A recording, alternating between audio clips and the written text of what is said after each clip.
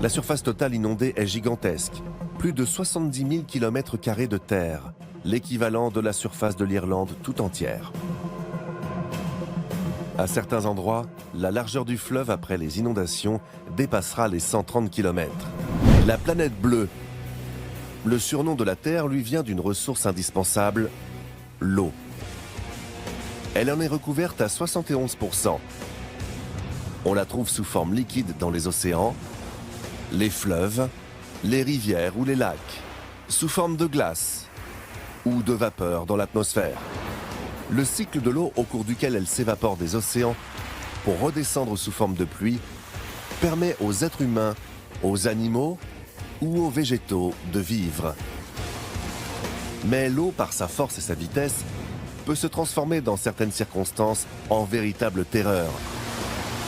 Face à des pluies diluviennes ou à un fleuve en crue, cette ressource indispensable devient alors un piège mortel et destructeur.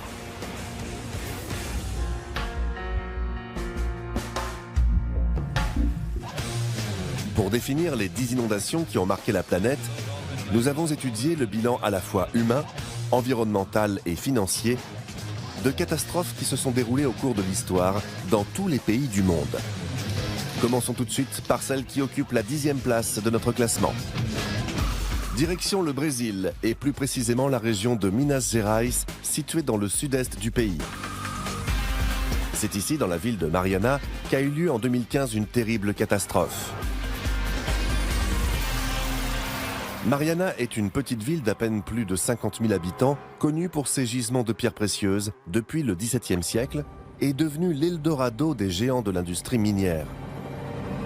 Parmi eux, la société Samarco, détenue par le géant brésilien Vale, et l'anglo-australien BHP a fait construire un barrage à l'extérieur de la ville baptisé Fundão.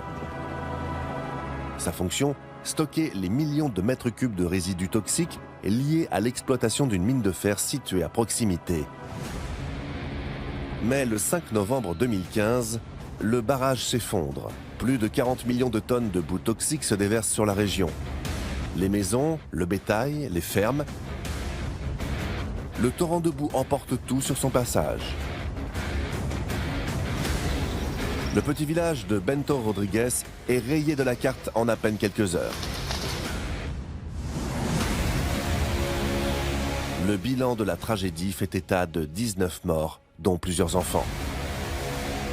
Le torrent de boue se déversera dans les eaux du fleuve Rio Doce et causera la mort de millions de poissons et la destruction de centaines d'hectares de forêt.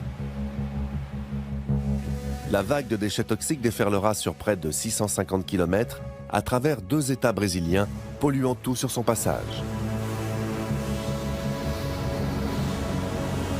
Les experts estiment qu'il faudra plus de 20 ans pour nettoyer un tel désastre écologique.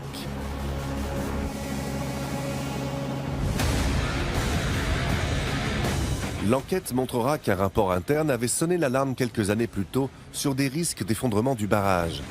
Mais à l'époque, la société d'exploitation décidera de ne pas en tenir compte.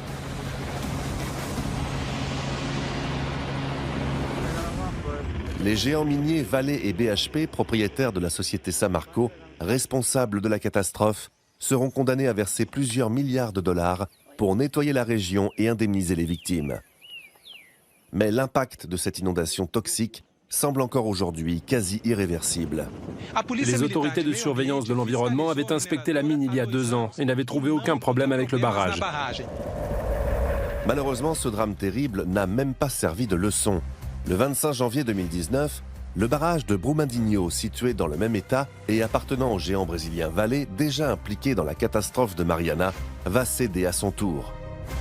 Bilan, 270 morts et un nouveau désastre écologique. Ces 2 catastrophes auraient sans doute pu être évitées sans la négligence des sociétés d'exploitation minière. Depuis, une enquête internationale a listé 5 autres barrages miniers qui menacent de s'effondrer.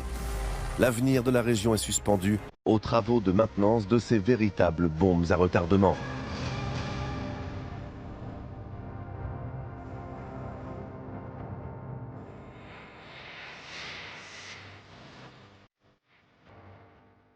Pour découvrir l'inondation qui prend la 9e place de notre classement, direction cette fois les États-Unis, où le fleuve Mississippi a été à l'origine de l'une des inondations les plus dramatiques de l'histoire, en 1927. Le Mississippi est le deuxième fleuve le plus long de toute l'Amérique du Nord. Il coule du Canada au golfe du Mexique sur plus de 3700 km et il dépasse à certains endroits les 18 km de large. Sur son parcours se trouvent de très nombreuses plaines inondables, des zones plates situées à proximité des rives du fleuve et qui peuvent être facilement inondées lorsque le niveau de l'eau monte. Un phénomène fréquent qui a des conséquences bénéfiques. À ces endroits, le sol est régulièrement nourri en minéraux par des eaux du fleuve. Les plaines inondables sont donc souvent des lieux très riches en biodiversité et au sein desquels les hommes sont venus s'installer pour tirer profit de cette abondance de ressources.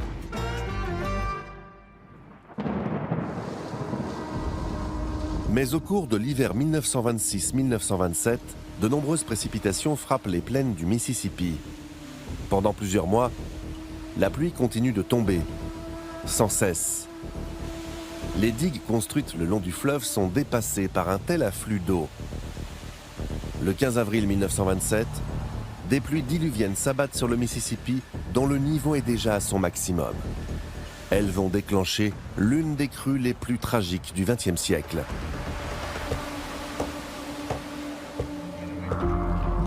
À l'époque, plus d'1 million de personnes vivent dans les plaines inondables du Mississippi. Toutes se retrouveront inondées en à peine quelques heures. Dans certaines zones, le niveau de l'eau va atteindre jusqu'à 10 mètres de hauteur, l'équivalent d'une maison de 3 étages. La surface totale inondée est gigantesque, plus de 70 000 km² de terre, l'équivalent de la surface de l'Irlande tout entière. À certains endroits, la largeur du fleuve après les inondations dépassera les 130 km. De l'Illinois dans le nord jusqu'à la Louisiane dans le sud, toutes les plaines du Mississippi sont sous les eaux. L'impact de cette inondation record durera pendant 2 ans. On estime qu'elle aura coûté l'équivalent aujourd'hui de plusieurs dizaines de milliards de dollars de dégâts. Un drame qui aurait conduit la plupart des pays du monde à la faillite. 1929 sonne le début de la plus grande crise financière de tous les temps. Aux États-Unis, son impact sur l'agriculture et l'économie est si grave que certains experts affirment qu'il a été l'un des facteurs déclenchants de la Grande Dépression qui a mis l'Amérique à genoux entre 1929 et 1933. La tragédie a également eu des conséquences sociales et culturelles considérables. Les réfugiés ont dû être hébergés pendant des mois dans des camps d'urgence. À l'époque, la ségrégation est de mise dans le pays. Et à l'intérieur des camps, alors que les Blancs ont le droit d'aller et venir, les Noirs se retrouvent, eux, séparés et prisonniers. Une situation qui poussera de nombreux Noirs américains à s'exiler vers le Nord et qui modifiera en profondeur la société américaine du XXe siècle.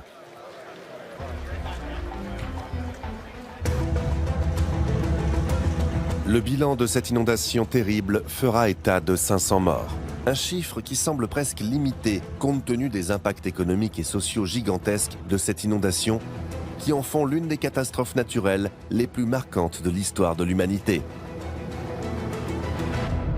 Avant que la digue ne cède ce matin, toute cette zone était déjà inondée. Une grande partie de la ville est sinistrée. 170 familles ont dû être évacuées. Plus de 65 ans plus tard, en 1993, une nouvelle inondation dramatique frappera la région suite à des pluies diluviennes, cette fois en automne. Tout le bassin du fleuve Mississippi et de ses affluents, dont le Missouri, sera à nouveau sous les eaux. Le long du Missouri, ce sont plus de 120 digues qui protègent les maisons et les terres agricoles de la crue du Mississippi. Le bilan fera état de 50 morts et les dégâts seront évalués à plus de 15 milliards de dollars. La preuve une nouvelle fois que rien ne peut se mettre en travers de la crue d'un fleuve tel que le grand Mississippi.